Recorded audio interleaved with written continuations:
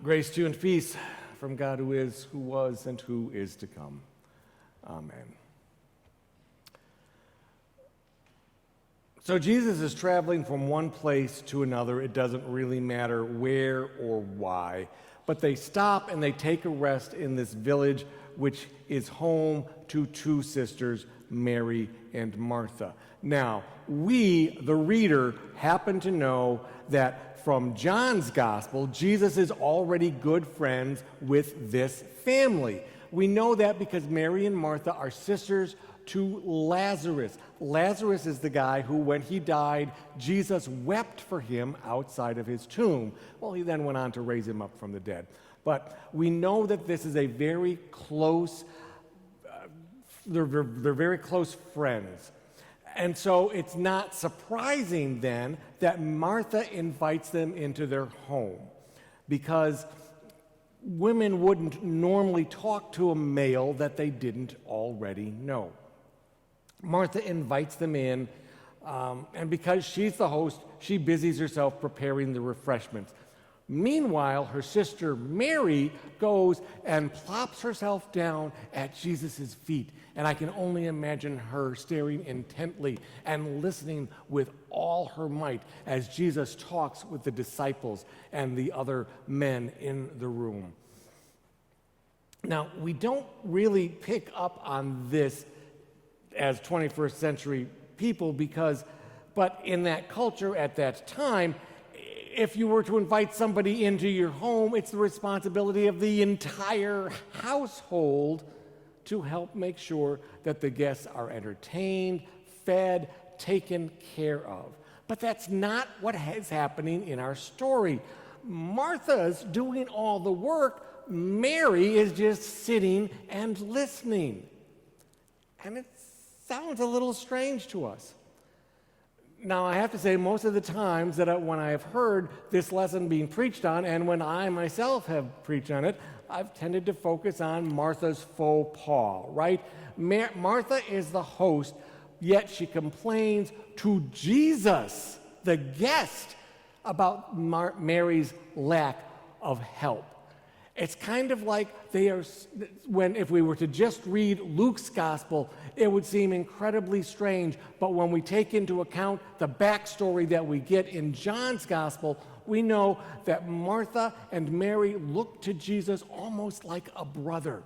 And so Martha is complaining in her mind to her brother about their sister.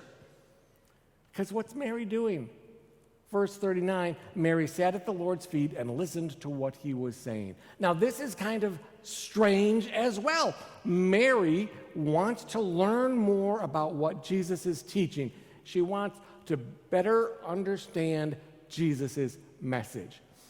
And again, we today tend to miss the weirdness here, which is a woman. Nothing against any of you who happen to be that, but at that time, a woman wanting to be a disciple is just not heard of. And what is even stranger is that Jesus apparently doesn't have a problem with it.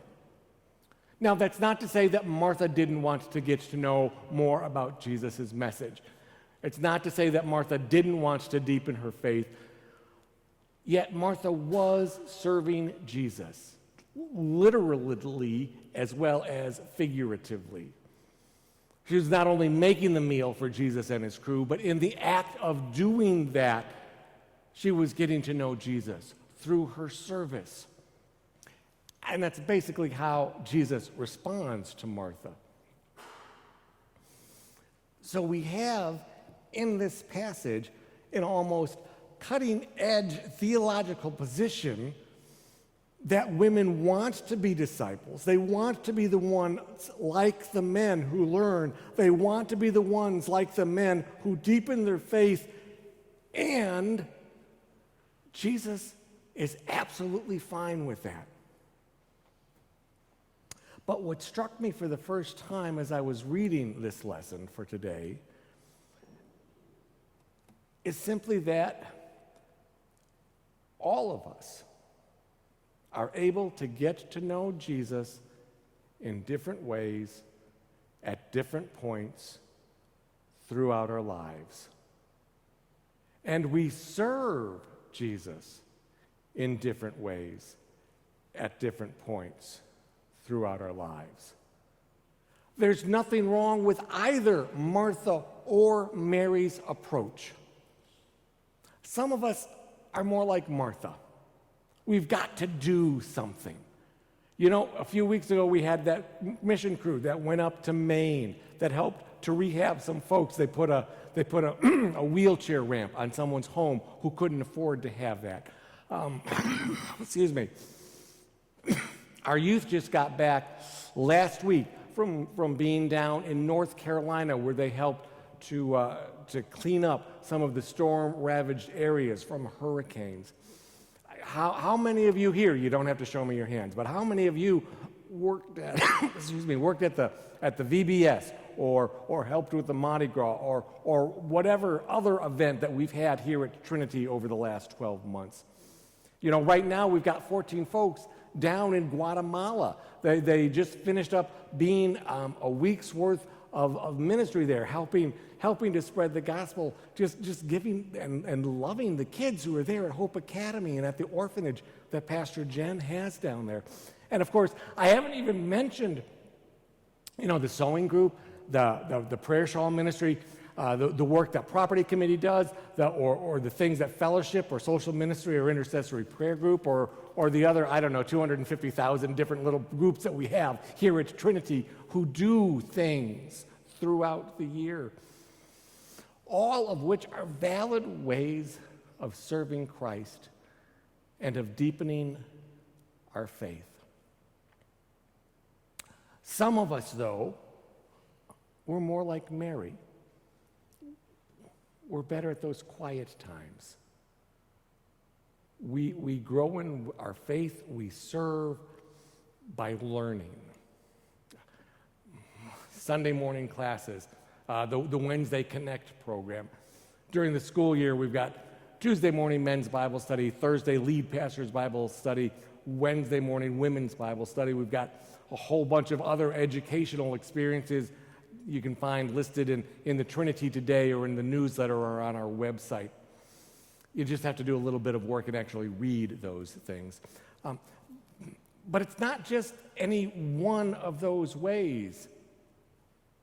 We're not just doing or listening. And that's the point.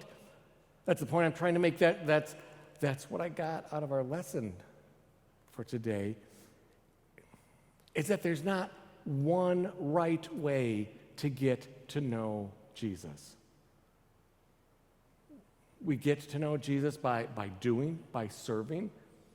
We also get to know Jesus by listening and learning.